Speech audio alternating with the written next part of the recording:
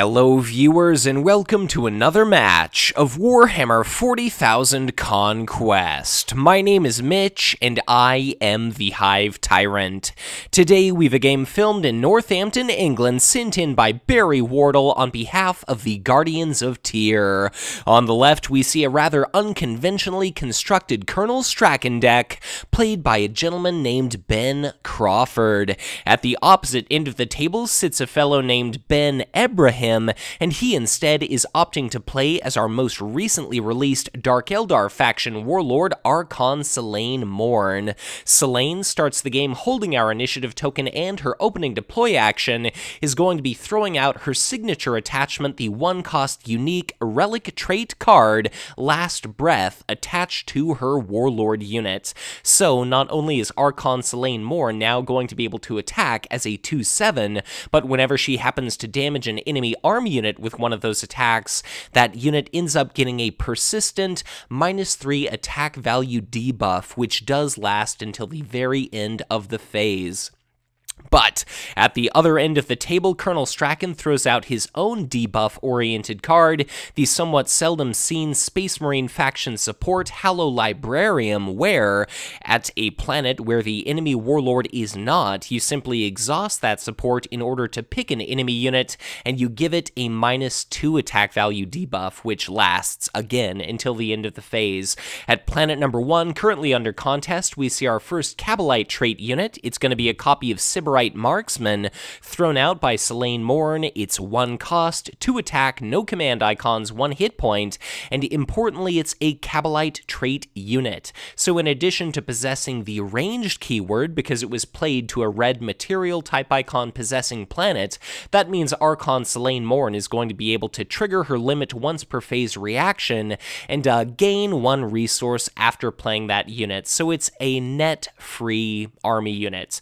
Straken throws out a copy of a soldier trait unit, which means it gets his +1 attack value bonus while he's at that same planet. It's going to be another Space Marine faction card. It's the Imperial Fist's Siege Force. So it's got a command icon, 2 attack, 2 hit points. You can also route any number of ally units at the same planet as you deploy that unit, but that ability doesn't actually have any eligible targets at this moment. Back to Salaine's side of the table, we see another copy of, well, we see another army unit. It's going to be the Warlock Destructor, so both players have revealed their choice of allied faction, and those Destructors are going to be 2 cost, 1 command icon, 3 attack, 4 hit point Psyker trait units, and perhaps best of all, they're just an incredibly potent unit for the price. They've got a forced reaction where at the onset of the deploy phase, you've got to invest an additional 1 resource into that unit, but since it's sitting there at the first planet, it's likely enough to get killed off during combat, and for the price, it's very difficult to go wrong with that unit. But Colonel Straken plays out yet another soldier. Now at planet number 5, it's going to be one of our latest Black Templars trait units. It is the Neophyte Apprentice. 1 cost, 1 command icon, 1 attack value, and you guessed it, 1 hit point. And very curious indeed in a Straken deck, just because whenever it damages an enemy unit with an attack, manages to successfully deal damage, you know, it doesn't get blocked by a shield card, you have the forced reaction where you've got to take a gander at the top 6 cards of your deck and put an up to 4 cost Black Templars trait unit into play at that same planet. So ideally, you put a unit into play and it's able to attack again, but I guess the worst case scenario is your Neophyte Apprentice fails its, first lesson and ends up dying and discarding because you have to sacrifice it as part of that forced reaction. Looks like both of our players are currently deciding where exactly they want to send their warlords. Note, planet number 1 is going to be Farron, the Route, a target non-warlord unit planet, but pretty much all of the fighting is going to be taking place at planet number 1, and only planet number 5 is where we see even a single enemy unit from Salaine's perspective. Note that the Imperial Fist Siege Force at planet number 1 do not have initiative, but they've now got a copy of Straken's signature attachment, Straken's Cunning, so they're going to be able to attack for a base value of 3, 4 if Colonel Straken shows up to try to steal initiative, And when the attached unit leaves play, Straken's going to end up drawing 3 cards, but kind of the shitty thing about there being at that first planet is that if the Sybarite Marksman attacks for 2 during ranged, outside of the assistance of shields, or Hallow Librarium, I suppose is now an option since Salaine went to planet number 5, the Sybarite Marksman would be able to kill off the Imperial Fist's siege force during ranged prior to its opportunity to attack, and it looks like the Warlock Destructor is also going to get a chance to swing, and I guess we'll just have to see if we see a 2-value shield card block off the Destructor from killing the siege force, because, you know, Hallow Librarium could discount the Kabalite, and it would just take a lot to be able to attack with the siege force, but let's see what happens. Planet number 1, of course, 1 command icon for each player, nobody gets any resources or cards from that planet. Planet number 4, Straken's destination, Aatrox Prime, the planetary bombardment planet. That's going to be a card and a resource to the left for Straken, and planet number 5 looks like Archon Salaine Morn is going to go hunting for that Neophyte Apprentice, so she's able to block Straken off from being able to win a card and a resource, and because planet number 5 is Planum, that's probably more than likely going to allow Archon the opportunity to relocate one of her units, presuming they survive, from planet number 1 to any other planet on the tabletop here. So planet number 1 is red, planets 3 and 4 are also red, and that could be a perfect victory condition for our Archon, so let's see here. Doing a bit of predictive stuff. Let's say Hallow Librarium is going to drop the Sybarite Marksman to an attack value of 0. It's going to be able to attack during ranged for nothing. It's not going to kill this Imperial Fist siege force, and then if the Warlock Destructor with initiative also swings, we could see a 2-value shield card interjected between its attack directed at the Imperial Fist siege force. The siege force is going to be able to attack for 3 and potentially wound the Warlock Destructor, but it looks like that is not the case. The Imperial Fist siege force is simply going to be killed, and that's going to be 3 cards drawn thanks to the ability there of Straken's Cunning. Looks like we've got an Elysian Assault team dropping into play, replacing that soldier, and I suppose that, as just a reaction, keys off of the Imperial Fist Siege Force leaving play. I'd have to see if Straken's Cunning is going to be an interrupt or a reaction as to whether or not the Elysian Assault team had to be in his hand or not at the time of his drawing it, but I guess the most important thing is that a unit left play, and therefore the Elysian Assault team is going to be able to drop in and do a little bit of damage. It directs an attack toward the Warlock Destructor, which is an interesting choice. Granted, it's a 3/4 unit, but your opponent does have that optional discard at the beginning of the deploy phase, so you could have gone for the nearly guaranteed kill of the ranged Sybarite Marksman, or you could have instead tried to pile up damage on that Warlock Destructor there, which your opponent may well just decide to discard at the beginning of the next turn's deploy phase.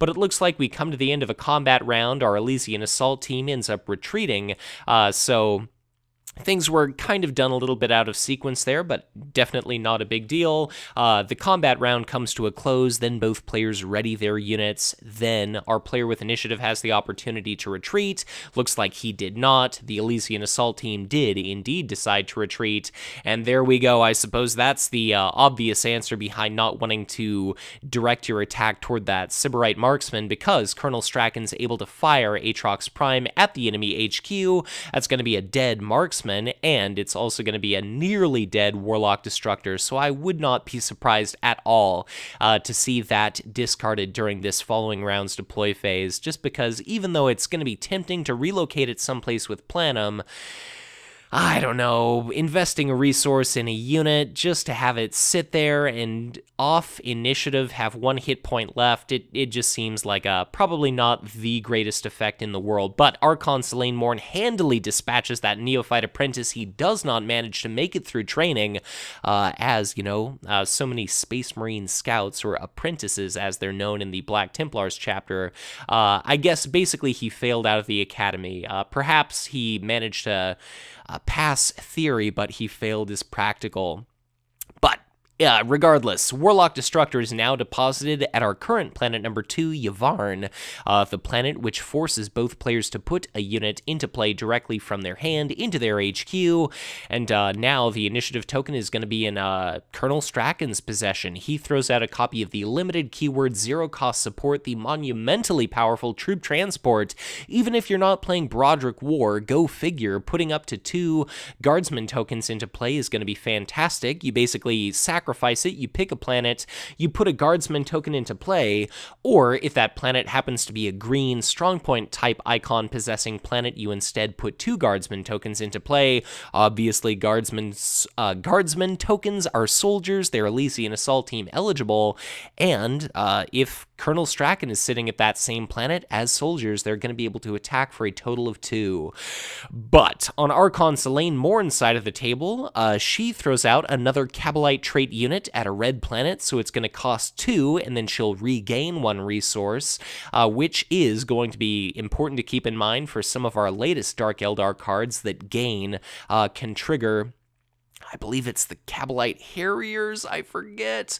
But regardless, the Cabalite Strike Force at planet number 2, 2 cost, 2 attack, no command icons, 2 hit points, but they've got area effect 1, and for the modified cost of 1, bit of a bargain there. Planet number 5, we've now got a copy of Void Pirate, played out by Archon Salaine Morn, 1 cost, 1 command, no attack, 1 hit point, and of course, the most important aspect of that card is going to be the fact that it gives you a +1 card bonus, and because it's sitting at Boundless, the forced random card discard planet, which has an associated +2 card bonus, that could be a large number of cards indeed. So I wouldn't be surprised to see Archon Salaine Morn show up that planet just to protect the integrity of that Void Pirate, make sure she's able to get those card bonuses, because who cares if your opponent wins, I guess, planet number 1, like it doesn't directly feed into her victory condition, but we'll have to kind of see what exactly happens. Straken's thrown out another copy of Hallow Librarium. If Straken goes to planet number 5, he'll be able to block that enemy card bonus, but if both Warlords show up at that planet, that's going to be Archon Salaine Morn winning that planet, and one-on-one, she's going to be able to best the likes of Colonel Straken, and that Elysian Assault Team is going to be showing up exhausted regardless. But planet number 1, we actually see a hell of a card that is definitely not something you see every day. Ladies and gentlemen, that is going to be the Black Heart Ravager. So 6 cost, 2 command, 2 attack, 5 hit points. It's got the flying keyword, and whenever it damages an enemy unit with an attack, you are able to rout that unit, which is going to be just absolutely fantastic. I believe it's non-Warlord units specifically. Planet number 2, as our players are deciding where exactly they want to send their Warlords, it's yet another unconventional choice for that Colonel Straken deck, but that's kind of the point for both of these players, is to play an atypical, not tier 1 style deck. Just a casual for fun game here, released by my dear friends, the Guardians of Tyr. But anyways, planet number 2, we've got a copy of the Iron Hands Tech Marine, 3 cost, 1 command icon, 1/3, again, a soldier. But very interesting about that card is it actually gets an additional command icon for each and every enemy unit present. And this is where things get interesting, because there are now 3 units present as we see Archon Salaine Morn and Colonel Straken arrive at planet number 2. So the Iron Hands Tech Marine is currently sitting at 4 command icons, and a very interesting card I would not be surprised to see is Rally the Charge, another Space Marine common card. For the cost of 2, when your Warlord is at a same planet as another one of your units, you can give it a +2 attack value bonus for each and every command icon until the end of the phase. Straken's got initiative at planet number 2, and let's see if we can see a Rally the Charge, allowing this Iron Hands Tech Marine to bloody Archon Salaine Morn with a monumental swing of 10. That may be a pipe dream, but we'll have to see what happens. And note, planet number 2 there is going to be a green planet, which is very relevant for troop transport. But planet number 1 is going to be a couple of resources to the right for Archon Salaine Morn. Note that troop transport is in the process of being exploded. And it looks like that, oh, that is fantastic. So the Blackheart Ravager is going to be knocked out. Its attack value is going to be dropped to 0, thanks to the Hallow Librarium. And that's going to be 2/1/2 soldier trait guardsman tokens sitting at planet number 1. The Blackheart Ravager is no longer going to be able to damage those units. And because they're attacking for 1, cut in half thanks to flying, that's 0.5. Rounded up, that's still going to be 1.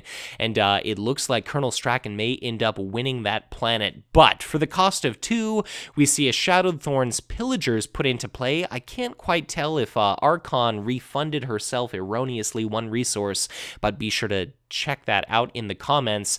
And it looks like we actually see a second copy of that signature arm unit being ambushed into play. So the Shadowed Thorns Pillagers are a 2-cost, 1 command icon, 2/2 Cabalite, and they are going to be able to attack because they're ambushed into play, and that might be a very dead guardsman token. And I don't know, I guess I kind of can't help but wonder if, okay, I see what happened. So the Hallowed Librarium number 2 dropped the Shadowed Thorns Pillager number 1 to 0 attack value, and now that resulted in the second one being dropped into play to attack for 2, and it's potentially going to be able to kill off that guardsman token, and then, even though Straken's got initiative, if he can only deal 1 point of damage with his guardsman token, that Shadowed Thorns Pillager might be able to use its, undebuffed attack value of 2 to kill that 1 remaining guardsman token, and that could indeed result in that planet being lost by Straken, but an Elysian Assault team or 2 could definitely change the tide of battle here. But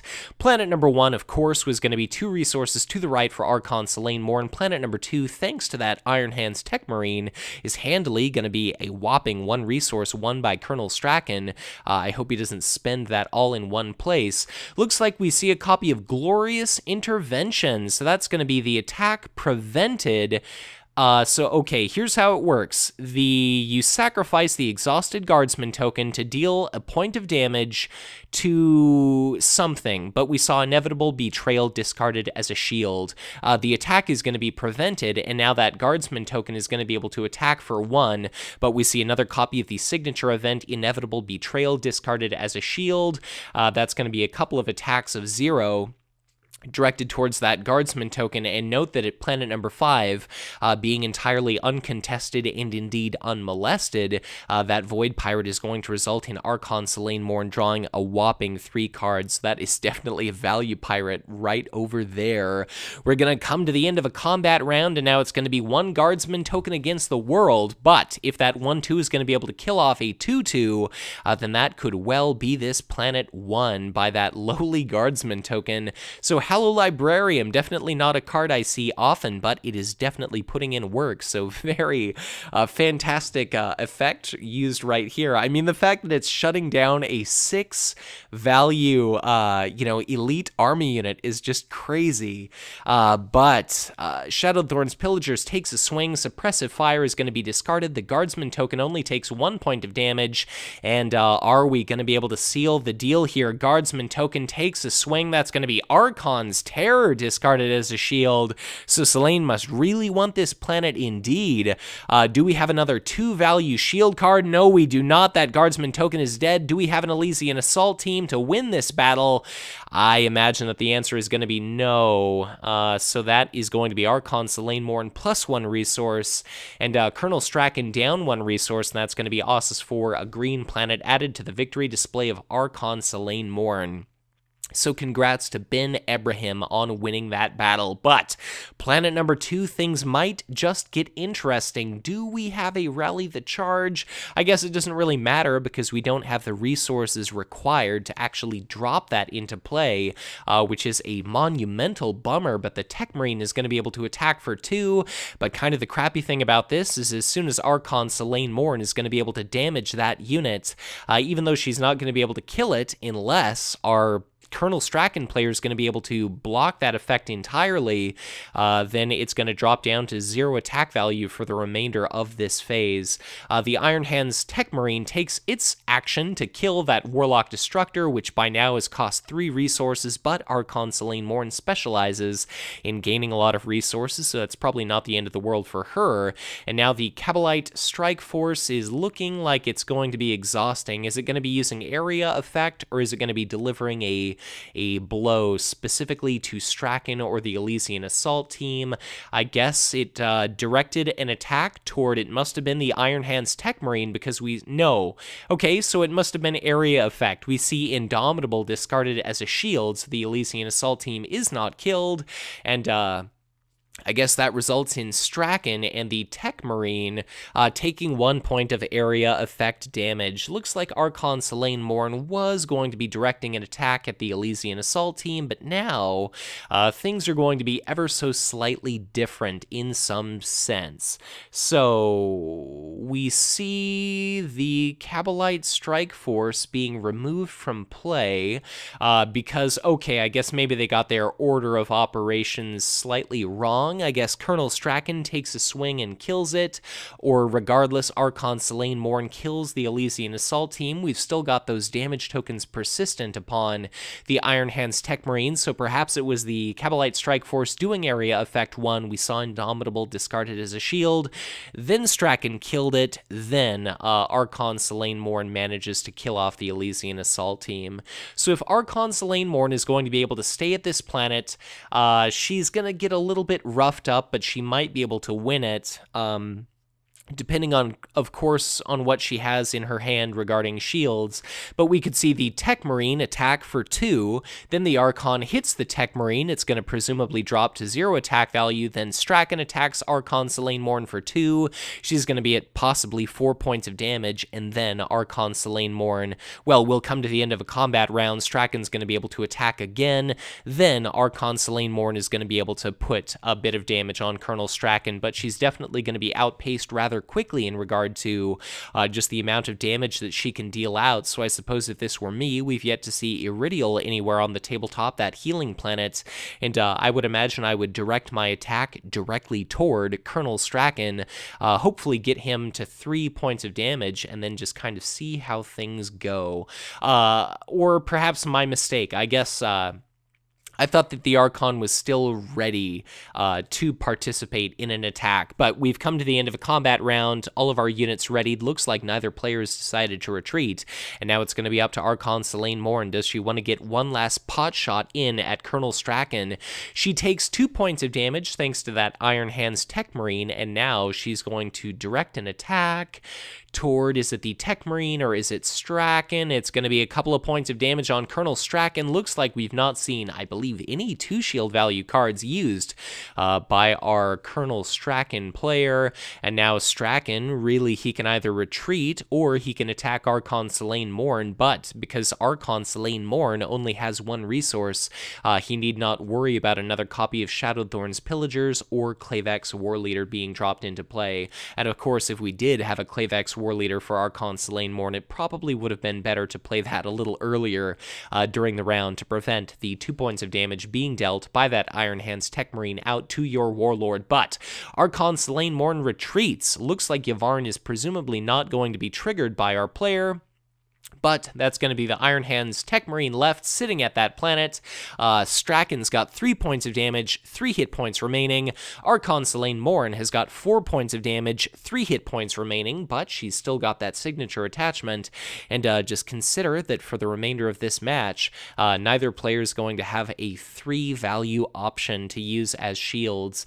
And we've already seen one of the very powerful defensive effects, Glorious Intervention, being used by Straken, and that just means that somewhere in his deck he's got another one of those cards. He's presumably got another couple copies of Indomitable, which only work for Space Marine faction units, but we are now entering round 3. We've gone through another HQ phase. That means, as always, 4 resources and 2 cards for each player. I guess the brother, the resource-focused version of Void Pirate, we've got a Rogue Trader being dropped into play at planet number 5, Karnath, the planet planet, which allows its victor to trigger the battle ability of any other planet.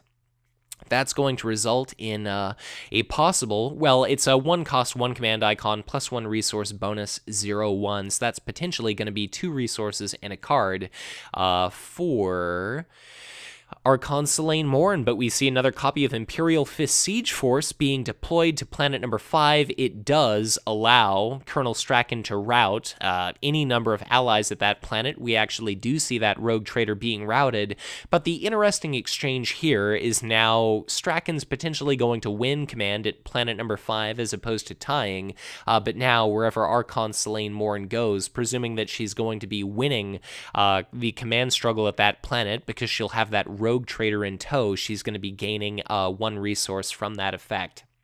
Straken doesn't have any units in his HQ, therefore his movement is going to be kind of unhindered by anything, and Archon Salaine Morn has just got a giant pile of units in her HQ. She's got that Blackheart Ravager, that 6-cost elite, she's got a couple copies of Pillagers, so she might go to planet number 2 to set herself up to win that planet to blast Colonel Straken's HQ, possibly, and then I guess if she does that, she could also pursue a victory condition on planet number 5, but she's got a green icon as well, so she might try to pick up planets 3 and 4. So the world is her oyster, and she's definitely got myriad options available.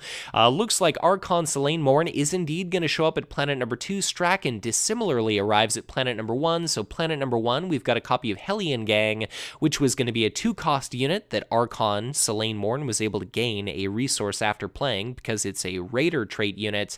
Anyway, it's going to be a 1 command icon 2/2 flying unit. But Straken at planet number 1 is going to gain another resource. The Iron Hands Tech Marine is currently sitting at 2 command icons. Planet number 2 is going to be a card and 2 resources for the Archon. Thanks to that Rogue Trader, planet 4 is going to be a total of 3 cards again for Archon Salaine Morn.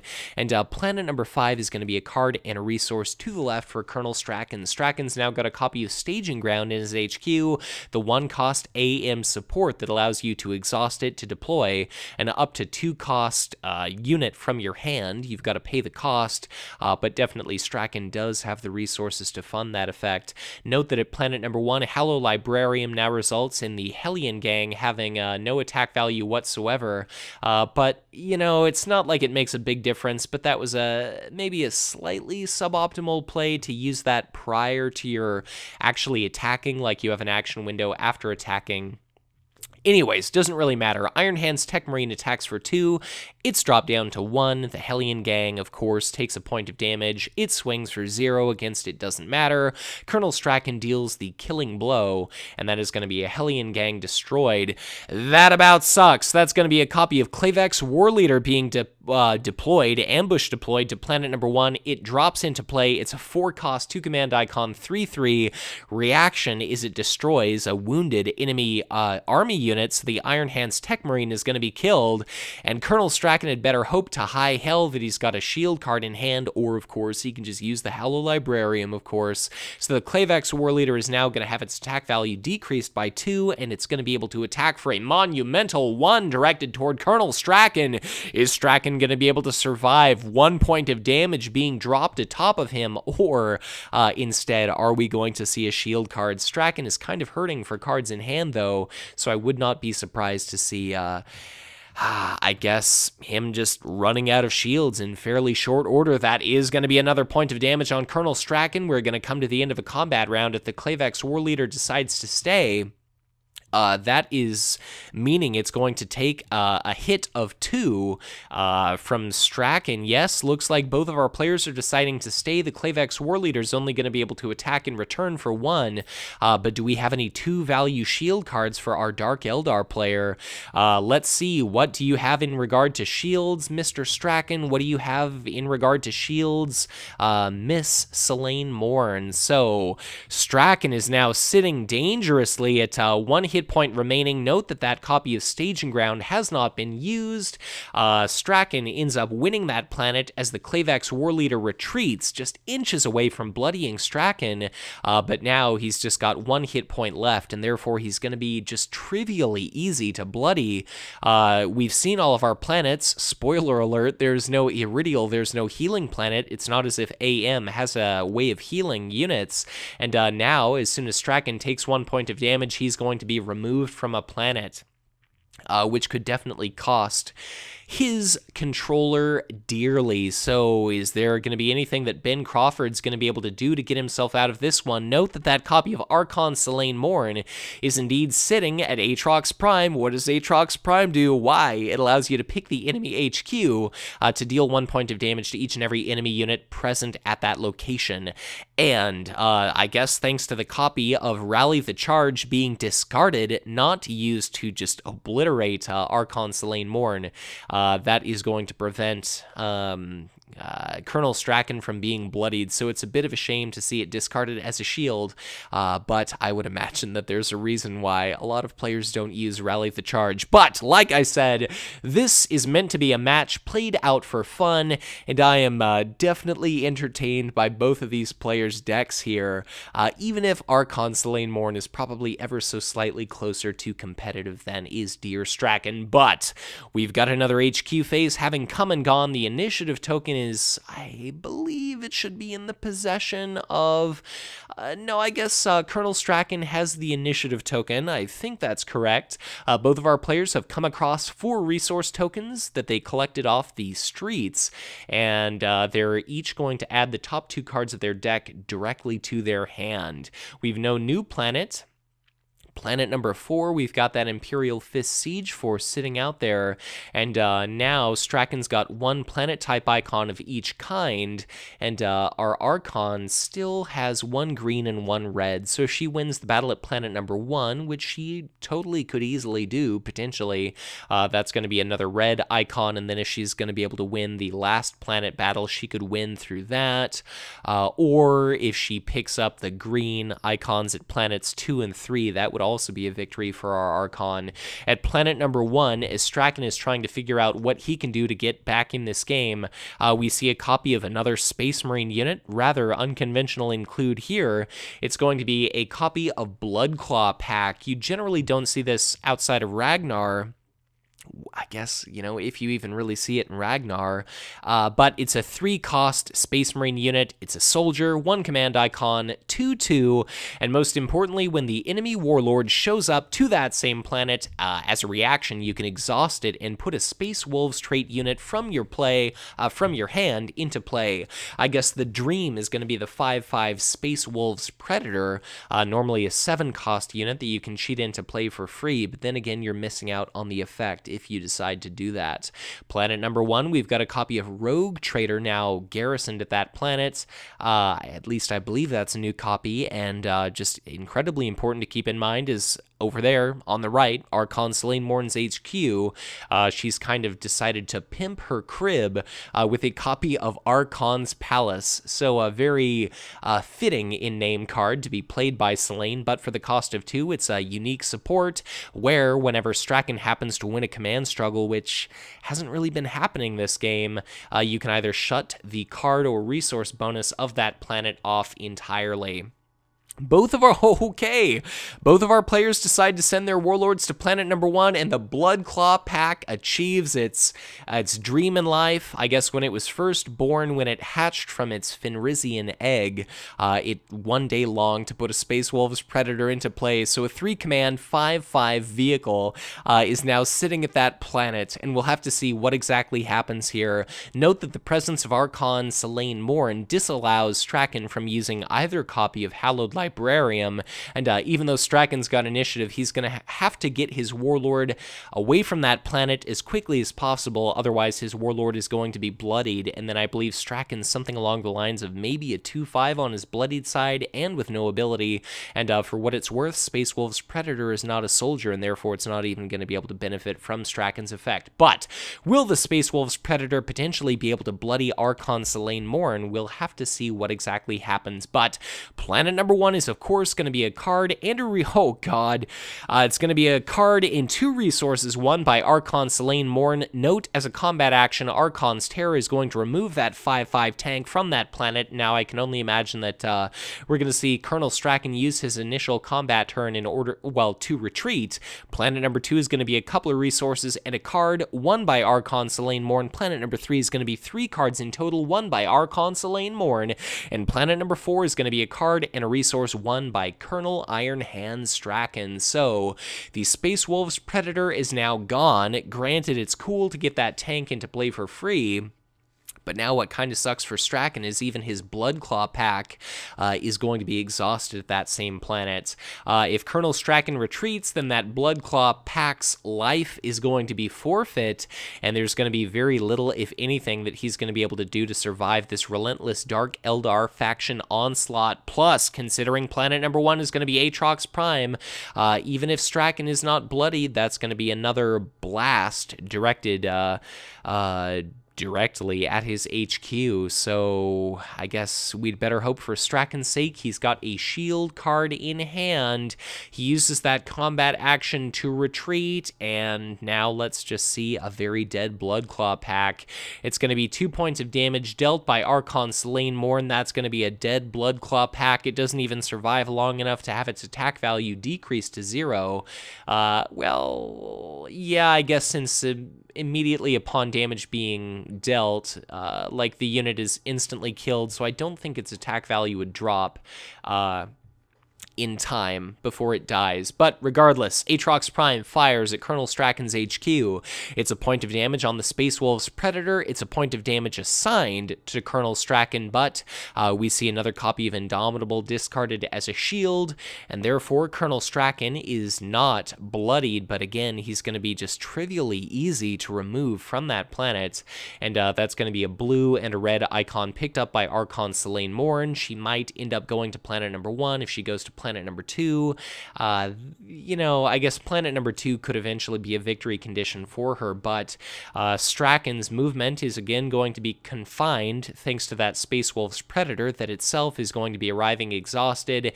There's nothing preventing it from being blown up by a Clavex War Leader in these pre-Backlash days, and I guess let's see what exactly happens. Archon's Palace was exhausted from last turn, so I could only imagine that was going to be the Imperial Fist Siege Force having their card pick up kind of blocked off. We see a copy of Raid, the 0-cost limited keyword Dark Eldar faction event. It's going to be -1 resource for Straken. It's going to be +1 resource for Archon Salaine Morn, but it's take, not gain, so therefore it's not actually going to trigger some of our latest Dark Eldar units. Straken ends up throwing out another copy of Troop Transport, so he kind of struck gold in that sense, but note that copy of Staging Ground is doing basically nothing. And Straken is not exactly set up well to potentially win any command. So Archon Salaine Morn has a mountain of cards in hand. She's got just a giant, swimming pool full of resource tokens to draw. And we've now got a copy of Sybarite Marksman sitting at planet number 1. So again, it's going to be able to attack for 2 during ranged, but unless Archon Salaine Morn shows up at that planet, Hallow Librarium is going to be able to drop it to an attack value of 0. And again, we could see Colonel Straken go to planet 2 to try to block his opponent's victory condition. We could see Troop Transport explode at planet number 1, and then we could see Hallow Librarium decrease the Sybarite Marksman to an attack value of 0, and we could also see a Hallow Librarium decrease a possible ambushed Shadowthorn's Pillager also to 0, but a Clavex War Leader would potentially kind of throw a wrench in that plan because it's a 3/3, and a 3/3 could pretty handily kill off some 1/2 tokens. But this is a first. We've got a copy of Straken's Command Squad, his signature AM faction unit. It's going to be a 2-cost, 1 command icon, 2/2 soldier, so it's another instance of an Elysian Assault Team eligible unit, and I believe we've still got up to 2 copies probably floating around somewhere in Straken's deck, and whenever they happen to be removed from play at a planet, you put out a a 1/2 Guardsman token, so we'll have to see what exactly happens there. Archon Salaine Morn puts out a copy of the 3-cost core set unique Dark Eldar loyal army unit, Siren Zithlex. So 3-cost, 2 command icons, 2/3, and whenever your opponent deploys a unit to her same planet, it enters play exhausted, or it's exhausted after entering play, I mean. So, I guess we'll have to see where exactly Archon Salaine Morn goes. We've got that Siren Zithlex, 2 command icons versus the 1 on the Imperial 5th Siege Force, and now we've got a copy of Incubus Warrior put out to planet number 1, which is going to make it rather difficult for Archon Salaine Morn to not lose that planet, but unless her Warlord is sent to planet number 1, she's potentially got to deal with up to 3 Guardsman tokens in addition to that Straken's command squad. So I guess let's see what exactly happens, but Salaine Morn is in possession of our initiative token, and that Incubus Warrior is normally a 3/1 unit with 2 command icons, but because of a Hallowed Librarium, it could be dropped down to an attack value of 1. Because I can do elementary school mathematics. So let us see. If Straken goes to planet number 2, he'll likely have to face Archon Salaine Morn there eventually, but he could set himself up reasonably all right for the following turn. I guess I'm not surprised to see that Archon Salaine Morn is going to arrive at planet number 1. She's immediately going to block her opponent having the opportunity to use those Hallowed Librariums because her Warlord is present. She's going to be able to retain initiative, presumably kill off that copy of the 2-attack Straken's command squad, and if we see Archon swing, even if she doesn't kill the command squad, so long as it takes 1 point of damage, it's going to be decreased to 0 attack value. Straken, well, okay, so Salaine is going to pick up 2 resources and a card from planet 1. Planet number 2, Straken would be winning 2 cards, but Archon's Palace is going to block him from doing that. Planet number 3, that's going to be a card and a resource won by our Dark Eldar player, and now things are just looking increasingly grim here for Straken, so we're going to see battles at planets 1 and planets 2. The Sybarite Marksman, which I had kind of forgotten about, is going to take an attack during ranged skirmish to potentially kill off the Straken's command squad, so either we're going to see a shield used just to make it survive, or it's going to die, and then in either case, because initiative rests in the possession of Salaine, the Dark Eldar player is going to be able to attack during conventional combat first as well. We do see a copy of 2 arms discarded as shields, so that's going to be a surviving Straken's command squad, and now we could see Archon Salaine Morn attack, kill it, a Guardsman token is going to be put into play, and then that Guardsman token can attack, potentially kill a Shadowthorn's Pillager, or the Sybarite Marksman, or put a 5th point of damage on Archon Salaine Morn, who, on her bloodied side, I believe is, God, a 2/6 or a 1/6, I apologize, but I've not memorized her bloodied stats. I blame Card Game DB for being just cripplingly non-functional when it comes to displaying the art of bloodied warlords. But Straken's command squad is indeed banished to the confines of hell despite that furious mustache. The Guardsman token delivers a point of damage lovingly to Archon Salaine Morn, a bit of a Valentine's Day type gift there, and of course the depraved Dark Eldar respond to that act of kindness by just absolutely butchering that Guardsman token. So I guess that is unrequited love at its finest, ladies and gentlemen, but troop transport erupts. That's going to be 2 Guardsman tokens being deposited at that same planet. Guardsman token 1 attacks. Let's say it was attacking Archon Salaine Morn, trying to avenge its fallen comrade. A discarded Shadow Field blocks that effect entirely. That is going to be a Rogue Trader attacking for 0, and now that's going to be another Guardsman token delivering another blow toward, let's say, Archon Salaine Morn, but wouldn't you know it, another copy of Shadow Field basically blocks the Guardsman tokens, signs of affection there, and Archon Salaine Morn, for as long as I've known her, she's never been one for public displays of affection, and that is abundantly clear right now. So, combat comes to an end. All of these units are going to be readied Archon Salaine Morn decides to vamoose from that planet, one of my least favorite words there, and I feel terrible about having said it in this video in hindsight, but the Guardsman tokens also retreat from the same planet.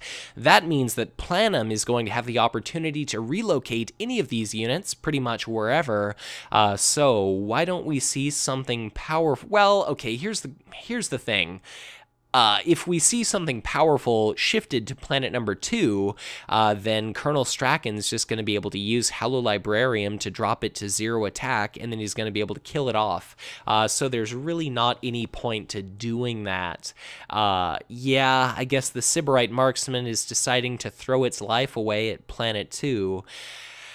So that is going to be Planum added to Archon's victory display. She's now got 2 green planets. If she wins at Boundless the following round, that is indeed going to be the game for Ben Ebrahim. And what exactly are we going to see during combat at planet number 2? Why? What we're going to see is Colonel Straken attack, presumably kill. Yeah, so that was ever so slightly suboptimal, my dear Sir Ben Crawford. And, oh, okay, I apologize. So he's right, I was wrong. I forget that, of course, that Sybarite Marksman has a ranged keyword, so don't I look like a bit of a jackass right now? Sybarite Marksman had its attack value decreased to 0, but it did absorb 1 of those Hallowed Librariums. Straken responds by killing the Marksman, and then we see a Clavex War Leader dropped into play. The Space Wolves Predator is going to be killed.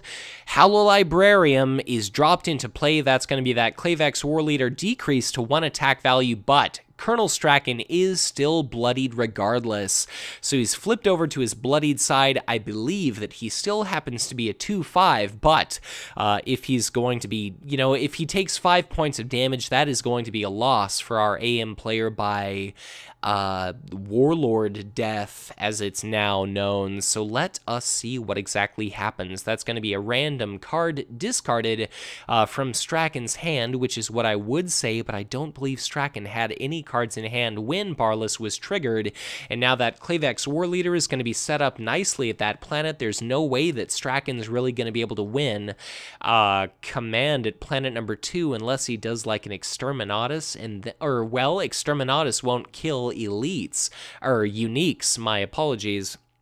So Siren Zithlex is immune to that, so things are looking like they're going to go all the way bad for Straken here. Straken puts out a copy of Holy Sepulchre, another 2-cost Space Marine support that you rarely see.